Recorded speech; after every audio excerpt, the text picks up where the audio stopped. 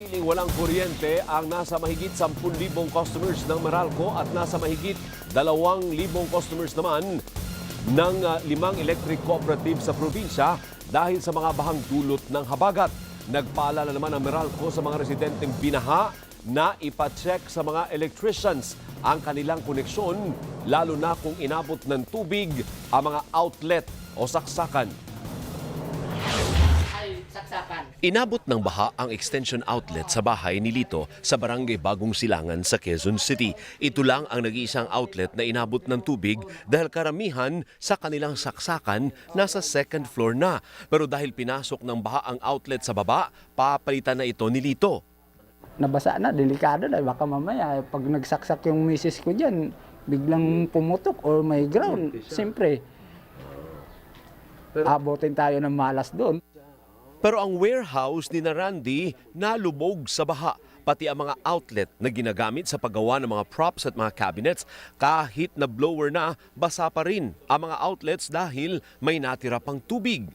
Gagamitin din kasi namin yan sa mga saksakan dito sa mga pagbabapping. Kailangan namin dito pag nagtatabas.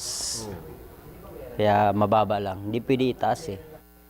Kaya ang payo ng Meralco sa mga consumer na binaha, ipasuri sa mga electrician ang mga electrical outlet at connection. Pwedeng magtanong sa mga business centers ng Meralco para sa mga accredited na electrician na sertipikado ng kumpanya. O ano man po yung mapag-usapan nila ron regarding po sa bayarin, sila na lang po nag-uusap doon. Wala pong kinikita si Meralco sa ating mga certified by Meralco contractors. Tinuturuan lang po natin sila ng standard para maging maayos yung paggawa nila sa bahay ng ating mga customers. Pero magkano nga ba ang gastos kapag pina-check sa isang accredited electrician ang mga binahang outlet sa bahay? Ang pangamba kasi ng mga ordinaryong mamamayan, baka tagain naman sila sa singil ng mga elektrisyan. Kung check-up lang, nasa 500 pesos ang bayad sa electrician. Pero kung papalitan ang saksakan, nasa 800 pesos kada outlet kasama ng labor.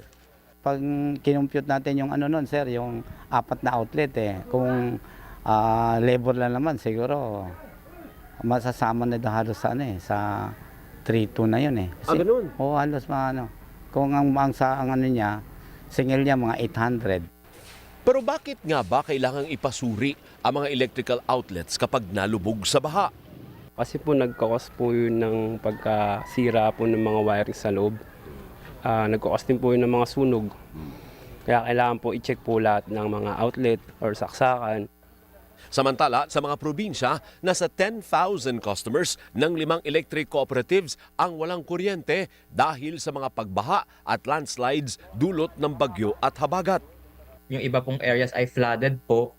So there are conducting po na manual shutdown for the safety rin po ng mga consumers na hindi po ma-electrocution po.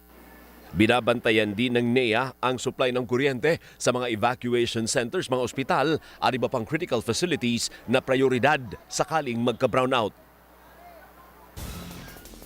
Sa latest na pahayag ng Meralco, tiniyak ng kumpanya sa publiko na patuloy ang kanilang pagsisikap para maibalik ang kanilang serbisyo sa mga natitirang customer na wala pa rin kuryente dahil nga po sa masamang panahon. Nasa 1% na lamang umano o mahigit 2,000 customers ang apektado ng service interruptions. Karamihan sa mga ito ay sa Cavite, Metro Manila at Bulacan na karamihan po ay lubog pa rin sa baha.